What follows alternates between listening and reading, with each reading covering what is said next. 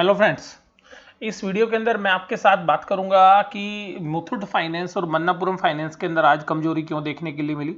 RBI ने ऐसा क्या चेंज किया जिसकी वजह से इनके शेयर प्राइस के ऊपर जो है कमजोरी देखने के लिए मिली, और क्या ये लॉन्ग टर्म जो है इनके परफॉर्मेंस को इम्पैक्ट करेगा या नहीं करेगा, इस बारे में हम मूल्यांकन करेंगे। दूसरी बात, जो दूसरी स्क्रीन आपको दिख रही है वो अमिताभ बच्चन जी की दिख रही है, जो जनरली मुथूट फाइनेंस के लिए जो है एडवर्टीजमेंट का काम करते हैं। तीसरा जो है, मुथूट फाइनेंस के शेयर्स के अंदर 5.38% की जो कमजोरी है आज वो देखने के लिए मिली, और रीज़न जो है वो अभी मैं आपके साथ शेयर करूंगा।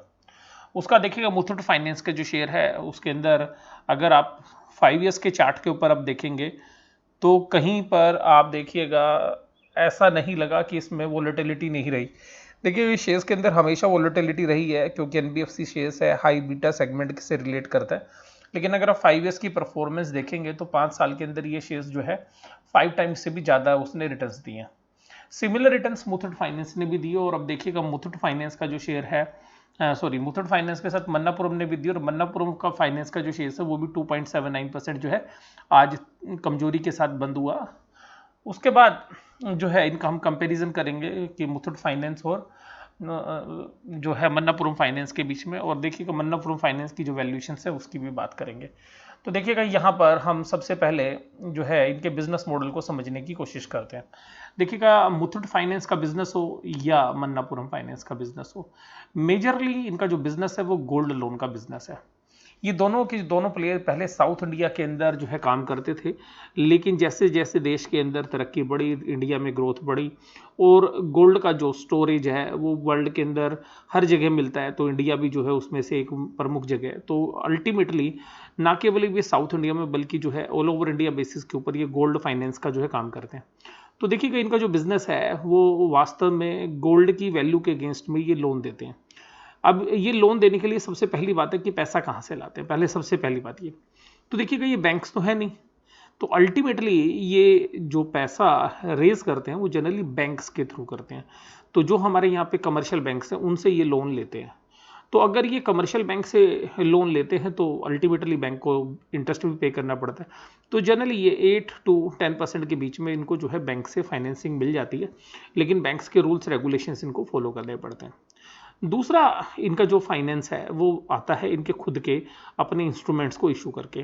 तो देखिएगा, शॉर्ट टर्म के लिए जो है कमर्शियल पेपर्स इशू करते हैं जो कि 3 महीने की पीरियड के लिए होते हैं, तो वहाँ से शॉर्ट टर्म मनी जो है अरेंज करते हैं।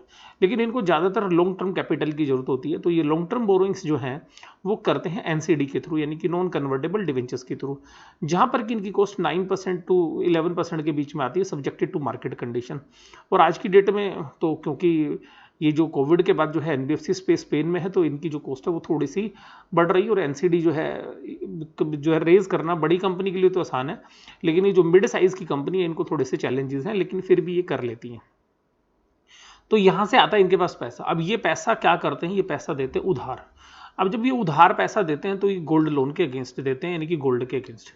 अब देखिएगा, पिछले कुछ सालों के अंदर जो है गोल्ड की कीमत में बहुत अच्छी तेजी देखने के लिए मिली है। अगर अभी आप 3 से 4 महीने की बात करेंगे तो गोल्ड में एक बहुत बढ़िया तेजी जो है बनी है, और उसका जो मुख्य रीज़न है वो सीधा सीधा है कि कोविड की वजह से जैसे इंटरनेशनल मार्केट्स के अंदर जो है ट्रेड्स की जो सिचुएशंस हैं वो ऐसा लगता है कि वो ज़्यादा अच्छा जो है कर नहीं पा रही हैं, जिसकी वजह से वो लोग गोल्ड के अंदर जो है एक सेफ असेट्स मानते हुए वहाँ पर बाइंग कर रहे हैं, जिसकी वजह से वहाँ पे प्राइस बढ़ते हुए नजर आए हैं। तो ये जो गोल्ड है ये वास्तव में ऐसी एक कैपिटल के लिए भी जो है यूज़ होता है, जो कि इमरजेंसी के अंदर काम आती है।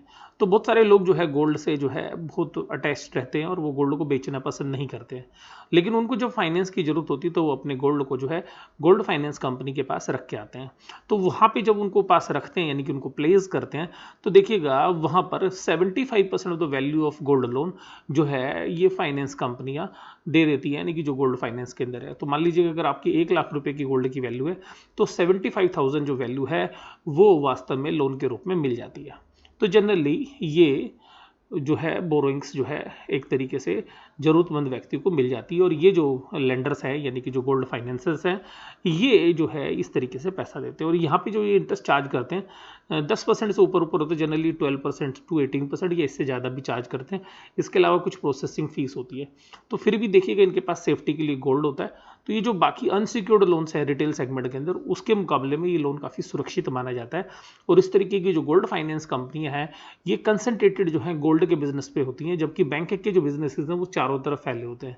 तो बैंक भी हालांकि गोल्ड फाइनेंस का काम करते हैं, लेकिन गोल्ड फाइनेंस के बिजनेस के अंदर देखिएगा यहाँ पर एक साफ देखने को लिए मिलती है कि गोल्ड फाइनेंस के अंदर बैंक ज़्यादा फोकस इसलिए नहीं करते क्योंकि उनके और बिजनेसेस भी हैं, लेकिन ये जो कंपनी है ये कंसंट्रेटेड पोर्टफोलियो के माध्यम से गोल्ड फाइनेंस के अंदर अच्छा प्रॉफिट कमाती हैं। अब देखिएगा बैंक का पैसा ही उधार लेके या एनसीडी के माध्यम से देखिएगा एक डिफरेंस कमाती है जिसको बोलते हैं नेट इंटरेस्ट मार्जिन। और देखिएगा बिजनेस में रिस्क भी है जो है कम होता है, क्योंकि अगर गोल्ड का 75% वैल्यू आपने लोन के रूप में दी है तो अगर वो वैल्यू 25% रिड्यूस होगी तो उसमें कुछ समय लगेगा, तो तब तक जो है लोन की वैल्यू एडजस्ट करते हैं या रिकवरी की ये प्रोसेस स्टार्ट कर देते हैं। तो फिर भी कुछ थोड़ा बहुत एनपीए इनका होता है यानी कि नॉन परफॉर्मिंग असेट्स। तो ये जो बिजनेस है इस बिजनेस के अंदर एक बात सबसे सामने आई कि ये सेफ बिजनेस है। अब आज आरबीआई ने क्या किया अब ये समझते हैं। आरबीआई ने जो 75% की लिमिट थी ये वैल्यू 90% कर दी। तो अब आप सोच रहे होगे कि अगर ये 90% कर दी तो इसमें इनका क्या नुकसान है। इनका नुकसान नहीं है, लेकिन जो इनके रिस्क हैं यानी कि जो इनके हेजिंग रिस्क हैं, जो अपने पोर्टफोलियो को ये हेज करते हैं, उस रिस्क के सामने इनकी जो सिक्योरिटी की वैल्यू है वो कम हो जाती है अगर फ्लक्चुएशंस होती हैं। तो मान लीजिएगा 1 लाख के बदले पहले 75,000 लोन दे रहे थे, अब 90,000 लोन देंगे। तो अब देखिएगा अगर वो लोन की वैल्यू बदल गई, मान लीजिए अब 90,000 है, अब 75 की जगह आपको 90,000 लोन दिया और गोल्ड की कीमत अगर मान लीजिए 15,000 रुपये कम हो गई, अब क्योंकि अभी हाल फिलहाल में तो बहुत तेजी से बढ़ा भी है, तो लोन की वैल्यू 90,000 होगी और साथ में इंटरेस्ट भी होगा। तो अल्टीमेटली अगर 15,000 वैल्यू लोन की घट गई तो जो सिक्योरिटी की वैल्यू है वो लोन की वैल्यू से कम हो जाएगी। तो अल्टीमेटली इन तरीके के जो गोल्ड फाइनेंसर्स है उनको लॉस हो सकता है।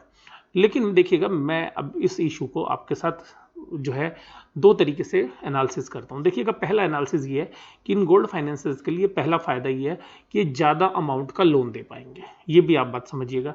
तो इनकी जो लोन बुक है वो अल्टीमेटली 10% जो है ग्रो कर जाएगी, ये इनके लिए पहला पॉजिटिव है, ये ध्यान रखिएगा। तो इनको सेम गोल्ड के सामने ज़्यादा लोन देने की जो है परमिशन होगी। फिर भी इनके पास जो है अपनी इच्छा से ये लोन की वैल्यू को कम भी दे सकते हैं, ऐसा नहीं है कि हार्ड एंड फास्ट नहीं है कि 90% ही देना है। दूसरी बात यह है कि जब इनकी लोन बुक बढ़ेगी तो अल्टीमेटली जितना परसेंट बढ़ रहा है वो वास्तव में इनकी रिटर्न्स को बढ़ा देगा आगे चल के। तो अल्टीमेटली सेम कस्टमर्स को ज़्यादा लोन दे पाएंगे जिनके ऊपर इन्होंने पहले मेहनत कर रखी है। तो ये भी पॉजिटिव है।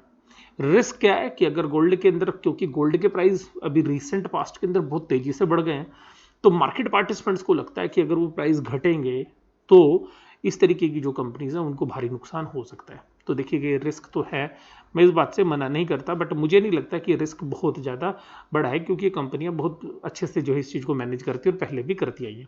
बट एनबीएफसी बिजनेस है, हाई लीवरेज बिजनेस है, तो ये देखिएगा अप्स एंड डाउन्स तो चलते रहेंगे। और देखिएगा कोविड के अंदर जो है सारी एनबीएफसी के लिए खराब हुआ, लेकिन इनके लिए सबसे अच्छा हो गया। इनके लिए सबसे अच्छा क्या हो गया कि जब लोग क्राइसिस में है तो वो अपने गोल्ड के सामने ही लोन ले रहे हैं।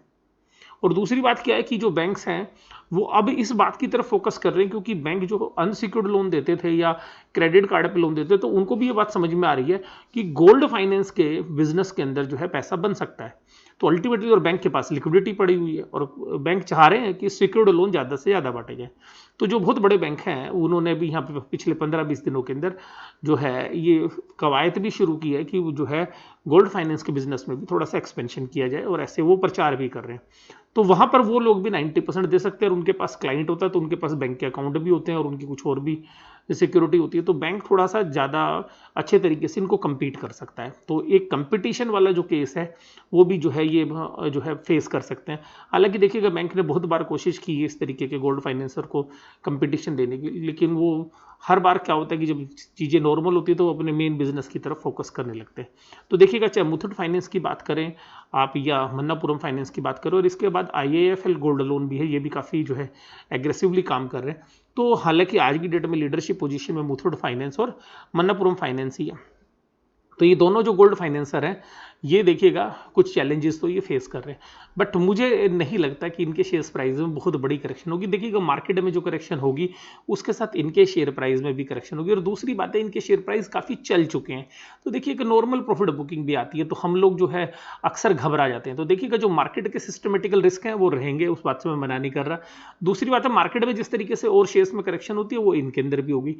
देखिएगा जहां पर प्रॉफिट बुकिंग पूरी मार्केट के अंदर होगी तो इनके शेयर्स के अंदर भी होगी, बट अल्टीमेटली हमें ऐसा देखने के लिए मिला है कि लॉन्ग टर्म के अंदर ये शेयर्स जो है प्रॉफिट कमा के देते हैं।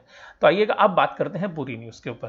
तो मुथूट फाइनेंस और मन्नापुरम फाइनेंस की जो शेयर्स प्राइस है उनके अंदर वैल्यू गिरी, क्योंकि लोन टू वैल्यू जो मैं आपको 75% की बात कर रहा था, तो लोन टू वैल्यू 75% से बढ़ाकर 90% कर दी। इसका मतलब है कि अब जो है गोल्ड के फाइनेंसर जो है 1 लाख रुपए के ऊपर 90% तक जो है लोन दे पाएंगे। ये अमिताभ बच्चन जी की फोटो है, तो आप देखिएगा ये कितना प्रचार करते हैं, क्योंकि एक ट्रस्ट का फैक्टर बहुत ज़्यादा जरूरी होता है। तो इसलिए जो है अमिताभ बच्चन से अच्छा जो है मुथूट फाइनेंस को शायद कोई और जो है पर्सनैलिटी नहीं मिली होगी। तो देखिएगा क्योंकि एक विश्वास का जो कंपोनेंट है वो देखिएगा देखने के लिए मिलता है। देख गोल्ड फाइनेंस की जो एड्स हैं उसमें आप देखिएगा अक्षय कुमार भी आते हैं, अमिताभ बच्चन भी आते हैं। तो सीधी सी बात ये, तो जो कंपटीटर्स हैं वो आपस में एक ट्रस्ट फैक्टर वाले जो व्यक्ति है उसी को जो है अपनी एड के अंदर लेते हैं। तो देखिएगा आज 5% की जो है गिरावट देखने के लिए मिली। और देखिएगा ये 5 साल का प्राइस टारगेट आप देख सकते हैं कि किस तरीके से उसने अचीव किया और किस तरीके के जो प्राइजेज हैं वो हुए। तो देखिएगा बीच में स्क्रीन पे 18 के अंदर 461 का प्राइस था और 20 में देखिएगा 1189 है। तो देखिएगा मुझे लगता है कि ये जो बिजनेस है उसके जो मैंने आपके साथ जो strength weakness opportunity threat analysis की है वो अभी आप देखिएगा तो इनके पास एक अपॉर्चुनिटी भी, क्योंकि कोविड की समस्या में जब लोग फंसे हुए हैं तो देखिएगा गोल्ड का सहारा ही जो है उनके पास, और गोल्ड लेके जो है गोल्ड लोन लेने के लिए जो है इनका बिजनेस के तरफ जो है वो देख भी रहे हैं और इनका बिजनेस उससे बढ़ भी रहा है। तो देखिएगा लोगों को पैसा मिल रहा है उधार और इनका बिजनेस बढ़ रहा है। तो देखिएगा यहाँ पर जो अगर मन्नापुरम फाइनेंस की बात करें, और तो मन्नापुरम फाइनेंस से पहले हम देखिएगा मुथूट फाइनेंस की बात करें, तो ये जो पी रेशियोज हैं ये एक अच्छी पी रेशियो जो है एंजॉय कर रहा है। 15 की पी रेशियो जो है उस पर ट्रेड कर रहा है। हालांकि कभी कभी ये मुझे याद है कि ये शेयर्स 5 या 6 की या मैक्सिमम टू मैक्सिमम 8 की पी रेशियो पर ट्रेड करते थे, लेकिन अब देखिएगा ये जो शेयर्स हैं अच्छी पी वैल्यूएशंस लेने लगे।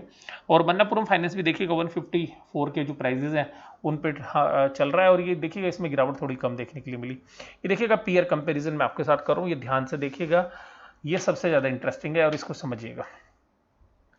देखिएगा यहाँ पर मैं आपके साथ जो बात कर रहा हूँ वो देखिएगा मुथूट फाइनेंस जो है वो मन्नापुरम फाइनेंस से कितना बड़ा है।